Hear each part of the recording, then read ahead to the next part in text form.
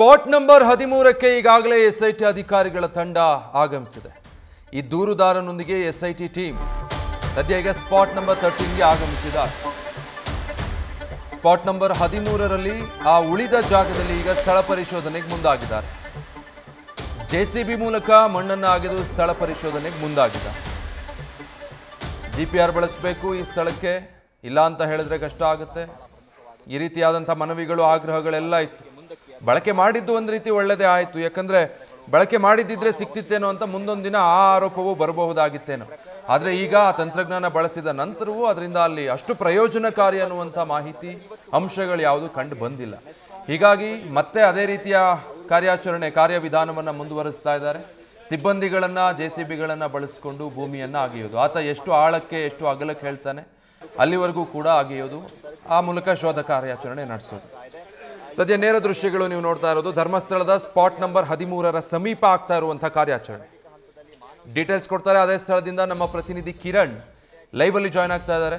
ಕಿರಣ್, ಬಹಳಷ್ಟು ಚರ್ಚೆಗೆ ಗ್ರಾಸವಾಗಿದ್ದು ಈ ಸ್ಪಾಟ್ ನಂಬರ್ 13 ನಿನ್ನೆಯೂ ಇದೇ ಜಾಗದಲ್ಲಿ ಕಾರ್ಯಾಚರಣೆ ಆಯಿತು. ಮುಂದುವರೆದ ಹಾಗೆ ಹೊಂದಿಕೊಂಡ ಜಾಗದಲ್ಲಿ ಇವತ್ತಿನ ಕಾರ್ಯಾಚರಣೆ ಈಗಷ್ಟು ಆರಂಭ ಆಗೋ ಹಾಗಿದೆ. ಡೀಟೇಲ್ಸ್ ಕೊಡೋದಾದ್ರೆ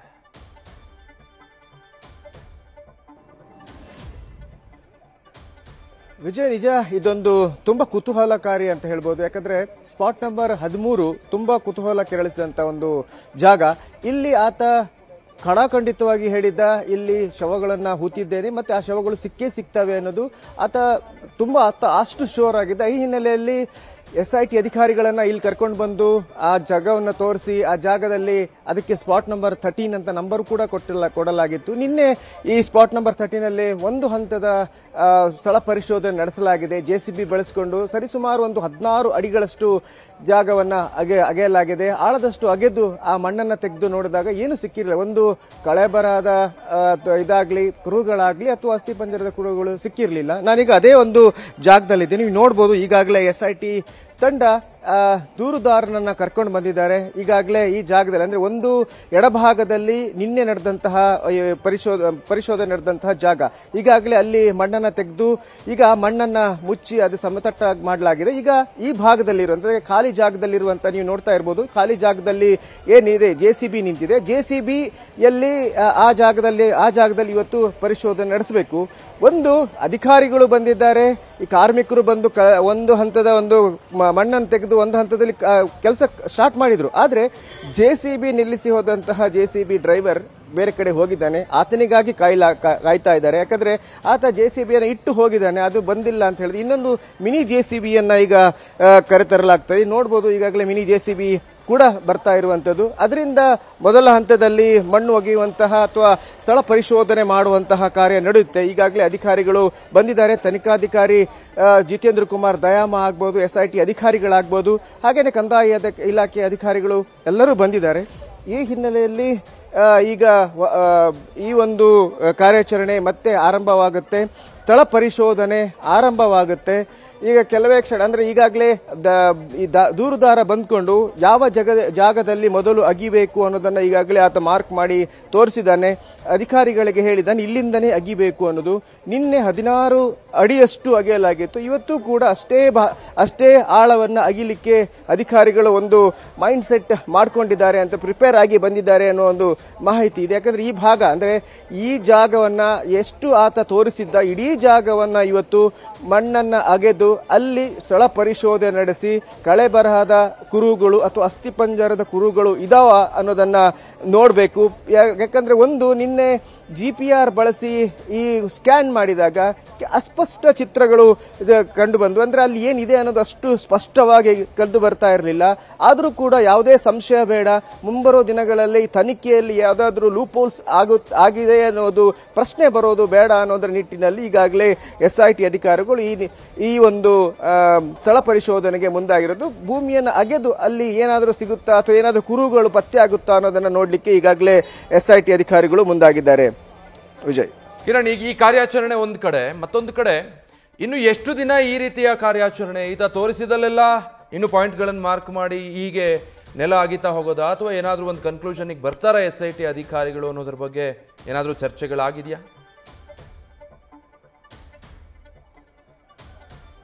ವಿಜಯ್, ಈ ಪ್ರಕರಣ ಯಾವಾಗ ಆರಂಭ ಆಯಿತು, ಅದ ನಂತರ ಆತನ ಕರೆದು ವಿಚಾರಣೆ ನಡೆಸಲಾಯಿತು. ಅದ ನಂತರ ವಿಚಾರಣೆ ನಡೆಸಿದ ನಂತರ ಆತ ತೋರಿಸಿದಂತ ಜಾಗಕ್ಕೆ, ಅಂದ್ರೆ ತಾನು ಹೂತಾಕಿದ್ದೇನೆ ಅನ್ನುವ ಶವಗಳನ್ನು ಹೂತಾಕಿದ್ದೇನೆ ಅನ್ನುವ ಜಾಗಕ್ಕೆ ಕರ್ಕೊಂಡು ಹೋಗಿದ್ದ. ಹಾಗೆ ಈಗಾಗಲೇ ಈ ಅಂದ್ರೆ ಬಂಗ್ಲಗುಡ್ಡೆ ಹಾಗೇನೆ ಬೋಳಿಯಾರು ಅಲ್ಲಿರುವಂತ ಜಾಗಗಳನ್ನು ತೋರಿಸಿದ್ದಾನೆ. ಸರಿಸುಮಾರು 16 ಜಾಗಗಳನ್ನು ಆತ ತೋರಿಸಿದ್ದ. ಆ ಜಾಗಗಳಲ್ಲಿ ಈಗಾಗಲೇ ಸ್ಥಳ ಪರಿಶೋಧನೆ ನಡೆಸಲಾಗಿದೆ. 13 ಉಳ್ಕೊಂಡಿತ್ತು, ಈಗ ಅದು ನಡೀತಾ ಇದೆ. ಒಂದು ವೇಳೆ 13ರಲ್ಲಿ ನಿನ್ನೆ ನಡೆದಂತಹ ಈ ಸ್ಥಳ ಪರಿಶೋಧನೆಯಲ್ಲಿ ಏನು ಪತ್ತೆ ಆಗಿಲ್ಲ. ಆದರೆ ಇವತ್ತು ಇನ್ನೊಂದು ಭಾಗ, ಅಂದ್ರೆ ಸ್ಪಾಟ್ ನಂಬರ್ 13ರ ಇನ್ನೊಂದು ಭಾಗದಲ್ಲಿ ಇವತ್ತು ಸ್ಥಳ ಪರಿಶೋಧನೆ ನಡೆಯುತ್ತೆ. ಅಲ್ಲೂ ಏನು ಪತ್ತೆ ಆಗೋದಿಲ್ಲ ಅಂತಾದ್ರೆ ಒಂದು ಹಂತದಲ್ಲಿ ಈ ಪರಿಶೋಧನೆಯನ್ನ ನಿಲ್ಲಿಸುವಂತಹ ಒಂದು ಇದು ಬರ್ಬೋದು, ಸಂದರ್ಭ ಬರ್ಬೋದು. ಯಾಕಂದ್ರೆ ಈಗಾಗಲೇ ಮುಖ್ಯಮಂತ್ರಿಗಳು ಇದ್ರ ಬಗ್ಗೆ ಒಂದು ಸ್ಪಷ್ಟನೆಯನ್ನ ಕೊಟ್ಟಿದ್ದಾರೆ, ಹಾಗೇನೆ ಒಂದು ಹಿಂಟನ್ನು ಕೊಟ್ಟಿದ್ದಾರೆ. 13ರಲ್ಲಿ ಏನು ಸಿಕ್ಕಿಲ್ಲ ಅಂತ ಹೇಳಿದ್ರೆ ಪರಿಶೋಧನೆ, ಅಂದ್ರೆ ಸ್ಥಳ ಪರಿಶೋಧನೆ SIT ಇದನ್ನ ನಿಲ್ಲಿಸ್ತೇವೆ, ಯಾಕಂದ್ರೆ ಏನು ಸಿಗ್ತಾ ಇಲ್ಲ ಅನ್ನೋದು. ಇದ್ರ ಬಗ್ಗೆ ಈಗಾಗಲೇ ಸಂಪುಟದಲ್ಲಿ ಚರ್ಚೆ ಮಾಡಿ ಈ ಬಗ್ಗೆ ನಿರ್ಧಾರ ಕೈಗೊಳ್ತೀವಿ ಅನ್ನೋದು ಒಂದು ಹಿಂಟನ್ನು ಕೊಟ್ಟಿದ್ದಾರೆ. ಈ ಹಿನ್ನೆಲೆಯಲ್ಲಿ ಇದು ಇವತ್ತೇನಾದ್ರೂ ಪರಿಶೋಧನೆಯಲ್ಲಿ ಏನು ಪತ್ತೆ ಆಗಿಲ್ಲ ಅಂತ ಹೇಳಿದ್ರೆ ಇದು ಇವತ್ತಿಗೆ ಪರಿಶೋಧನೆ ಇಲ್ಲಿಗೆ ನಿಲ್ಬಹುದು. ಮತ್ತೆ ಪೇಪರ್ ವರ್ಕ್ಸ್ ಗಳಂತೂ ಇದ್ದೇ ಇರುತ್ತೆ, ಯಾಕಂದ್ರೆ ಮಧ್ಯಂತರ ವರದಿ ಕೊಡಬೇಕು ಅಧಿಕಾರಿಗಳು. ಆ ನಿಟ್ಟಿನಲ್ಲಿ ಅಧಿಕಾರಿಗಳು ಕಾರ್ಯಪ್ರವೃತ್ತರಾಗ್ತಾರೆ. Vijay, thank you Kiran. ಇವತ್ತಿನ ಕಾರ್ಯಾಚರಣೆ ಬಹಳ ಪ್ರಮುಖ ಪಾತ್ರ ವಹಿಸುತ್ತೆ. ಯಾಕಂದ್ರೆ ಈತ ತೋರಿಸಿರೋ ಎಲ್ಲ ಕಡೆಗಳಲ್ಲಿ ಈಗಾಗಲೇ ಕಾರ್ಯಾಚರಣೆ ಆಗಿದೆ, ಪರಿಶೋಧನೆ ನಡೆಸಲಾಗಿದೆ. ಬಟ್ ಆತ ಆರೋಪ ಮಾಡಿದ ಹಾಗೆ ಅಲ್ಲೇನು ಪತ್ತೆಯಾಗಿಲ್ಲ ಅನ್ನೋದು ಮಾಹಿತಿ. ಸೊ ಈ SIT ಅಧಿಕಾರಿಗಳು ಕೂಡ ಈಗ ಅದನ್ನು ಪರಿಗಣಿಸ್ತಾರೆ. ಮತ್ತೊಂದು ಕಡೆ ನಿನ್ನೆ CM ಸಿದ್ದರಾಮಯ್ಯ ಅವರು ಕೂಡ ಬಹಳ ಸೂಕ್ಷ್ಮವಾಗಿ ಆ ಬಗ್ಗೆ ಮಾತಾಡಿದ್ದಾರೆ.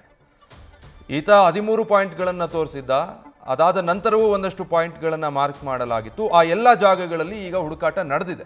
ಇದೊಂದೇ ಜಾಗ ಈಗ ಬಾಕಿ ಉಳಿದಿರೋದು, ಪಾಯಿಂಟ್ ನಂಬರ್ 13ಗೆ ಹೊಂದಿಕೊಂಡಂತೆ ಅಲ್ಲೇ ಪಕ್ಕದಲ್ಲಿರುವಂಥ ಸ್ಥಳ.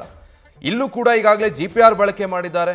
ನಾಳೆ ದಿನ GPR ಬಳಕೆ ಮಾಡಬಹುದಿತ್ತು ಅನ್ನುವಂಥ ಆರೋಪ ಬರಬಾರ್ದು, ತನಿಖೆ ಸರಿಯಾಗಿ ಆಗಿಲ್ಲ ಅನ್ನುವಂಥ ಹೇಳಿಕೆಗಳಿಗೆ ಆಸ್ಪದ ಆಗಬಾರ್ದು ಅನ್ನೋ ಕಾರಣಕ್ಕೆ ಅದನ್ನೂ ಬಳಕೆ ಮಾಡಾಯಿತು. ಅನುಮಾನ ಇದ್ದ ಕಾರಣ ಮತ್ತೆ JCBಗಳನ್ನು ಬಳಸ್ಕೊಂಡು, ಕಾರ್ಮಿಕರನ್ನು ಬಳಸ್ಕೊಂಡು 15-16 ಅಡಿ ಆ ಸ್ಥಳದಲ್ಲೂ ಕೂಡ ಮಣ್ಣು ಅಗೆಯುವ ಮೂಲಕ ಶೋಧ ಕಾರ್ಯಾಚರಣೆ ನಡೆಸಬೇಕು ಅಂತ SIT ಟೀಮ್ ನಿರ್ಧಾರ ಮಾಡಿಕೊಂಡಿದೆ.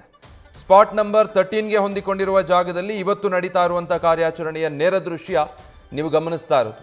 ಇವತ್ತೇನಾಗುತ್ತೆ ಅನ್ನೋದು ಬಹಳ ಮುಖ್ಯ ಆಗುತ್ತೆ. ಇಲ್ಲಿಂದ ಮುಂದಕ್ಕೆ ಮತ್ತೆ ಪಾಯಿಂಟ್ಗಳನ್ನು ಮಾರ್ಕ್ ಮಾಡ್ತಾರಾ ಅಥವಾ ಈತನನ್ನು ವಿಚಾರಣೆಗೆ ಒಳಪಡಿಸೋದಾ, ಇಲ್ಲಿಗೆ ಈ ಕಾರ್ಯಾಚರಣೆಯನ್ನು ನಿಲ್ಲಿಸಿ ಅನ್ನೋದು ಬಹುಶಃ ನಿರ್ಧಾರ ಆಗ್ಬೋದು.